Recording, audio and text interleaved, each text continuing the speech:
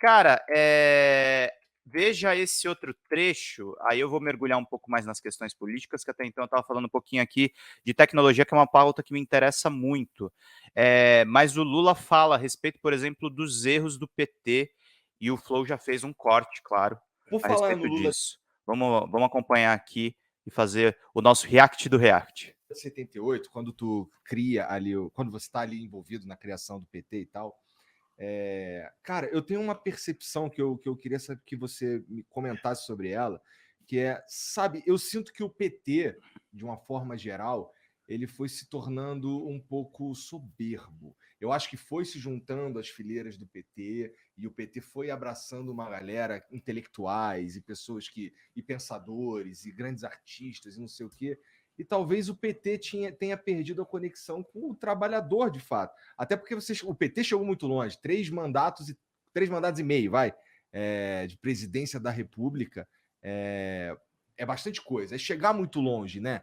Você considera que o PT se tornou um pouco soberbo, que o PT se distanciou um pouco do trabalhador? Deixa eu te contar uma coisa primeiro. Esse Lula político que eu te falei de 78, em 78, o presidente da República tinha como ministro um gaúcho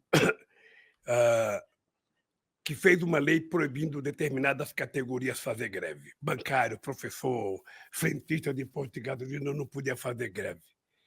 Aí eu resolvi ir a Brasília falar com o deputado, que era um absurdo. Se você quer que uma categoria seja considerada essencial e não pode fazer greve, você tem que dar um salário essencial para ela, não é isso? Aí eu fui lá. Quando eu cheguei lá, eu descobri que não tinha trabalhador no Congresso Nacional. Aí eu saí de lá com a ideia de criar um partido político. Foi daí que nós criamos o partido político. O PT já nasceu grande, porque o PT juntou o que tinha de melhor no movimento sindical brasileiro, o que tinha de melhor no movimento social, o movimento da saúde, o movimento da caristia. O PT conseguiu juntar grandes intelectuais, como Florestan Fernando, Paulo Freire, apenas para citar dois, Sérgio Buarque, sabe? Juntar intelectuais importantes. O PT conseguiu pegar parte da juventude que tinha ido para a luta armada nos anos 70, e essa gente toda veio para o PT. Mas quem mandava no PT era os sindicalistas. Acontece que o PT cresceu muito. O Igor, em 89, quando eu fui lançado candidato a presidente, eu achava que era uma brincadeira dos meus amigos. Falava, pô, como é que eu vou ser candidato a presidente com o Brizola disputando, com o Ulisses Guimarães disputando, com o Maluf disputando, com a FIF disputando, com o Mário Cova disputando, com o vice-presidente da República disputando. Sabe, eu fiquei pensando, esse pessoal é louco de me indicar candidato a presidente da República. Você acredita? Eu fui segundo colocado. Então o PT foi o segundo em 89, o segundo em 94, o segundo em 98, o primeiro em 2002, o primeiro em 2006, o primeiro em 2010, o primeiro em 2014 e o segundo em 2018. E agora estamos em primeiro outra vez. Então o PT é muito grande. Sempre muito grande. O PT é muito grande. E o PT não é a nossa direção nacional. O PT, na verdade, tem gente muito, muito, muito importante espalhado por esse Brasil afora. Sabe, gente do campo, gente pescador.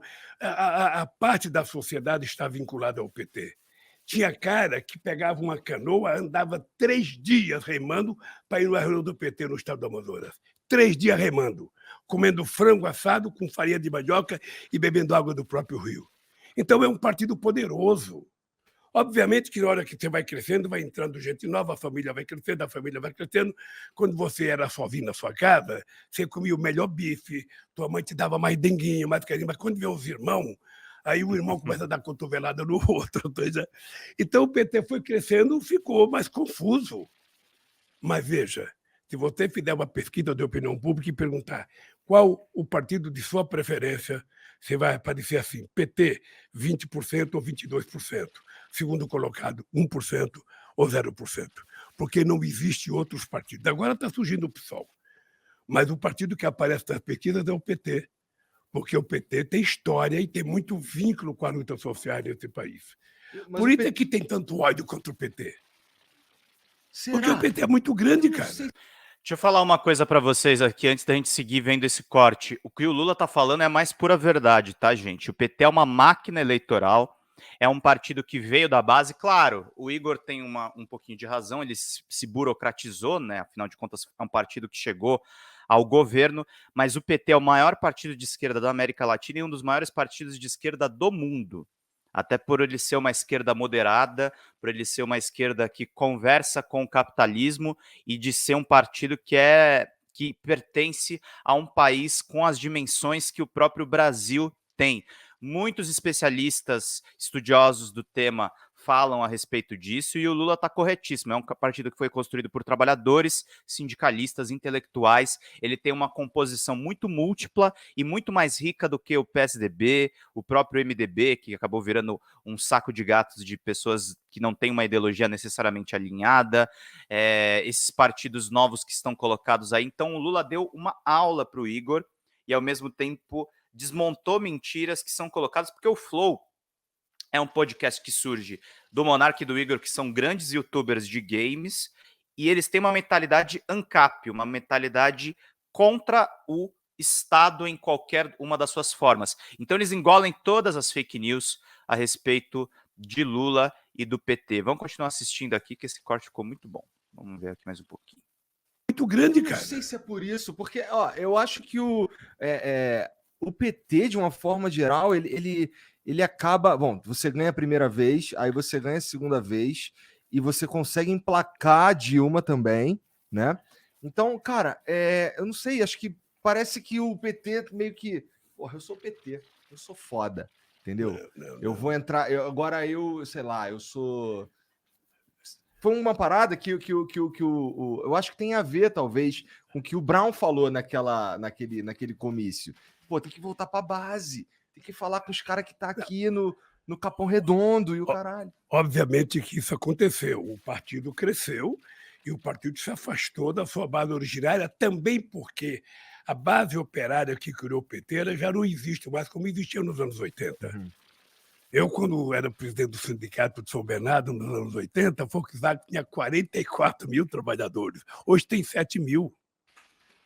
Então, também o mundo do trabalho não é mais o mesmo. Então, mudou a base do PT. E o PT sabe que eu faço muita crítica. Eu deixei de ser deputado em 90, porque tem muita gente que achava que só mandava no PT que era deputado. Só tinha importância no PT que era deputado. Eu resolvi deixar de ser deputado para provar que eu ia continuar tendo importância no PT, mesmo sem ser deputado, trabalhando, viajando o Brasil. O cara, quando morreu o Chico Mendes, eu estava em Cabo Verde. Quando eu recebi a notícia que morreu o Chico Mendes em Chapuri, longe para caramba. Você desce em Rio Branco, tem que pegar mais 300 quilômetros de estrada, chovendo pra caramba. O PT não tinha dinheiro, eu falei para a tesoureira do PT, aluga o avião para pagar em 30 dias. Sabe? Porque aí eu ia atrás de arrumar dinheiro. Pegamos um avião, fomos para lá, para ficar 1 hora no enterro, e ficamos lá no enterro, fiz um discursinho para o Chico Mendes e voltei. Quem é que faz isso? Ninguém faz isso, cara, só quem tem muito vínculo, só quem tem muita relação. E o PT construiu isso. Obviamente que você olha o PT, tem gente mais sofisticada, tem gente que já não é mais operário, tem gente que não é mais da base.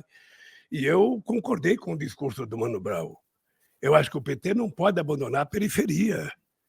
Sabe? O PT não pode, os deputados do PT precisam frequentar, precisa visitar, precisa estar do lado, precisa apoiar, porque senão não há razão da gente existir. Para ser igual aos outros, não precisa a gente existir.